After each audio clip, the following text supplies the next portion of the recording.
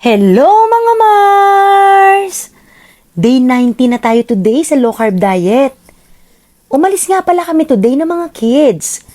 I make sure na lagi akong may baon na black coffee sa biyahe. Ito nga pala mga foods natin for today, Mars. Since nasa labas tayo ngayon, ay nagbaon ako ng eggs at bumili na lang kami ng lechon manok. At syempre, ang lemon chia seed water natin, Mars.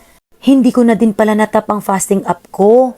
Nawala sa isip ko, gawa ng sobrang busy sa labas ang inyong Mars. Pero, pasok naman sa 16 hours nung nag-manual counting ako. Ito na nga ang update natin mga Mars. Okay naman ako today. I always make sure na nakakapagbaon ako ng mga healthy drinks and foods kapag lumalabas.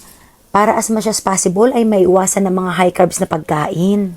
Ito na muna ang update ko for today. Thank you for watching, Mars. Bye!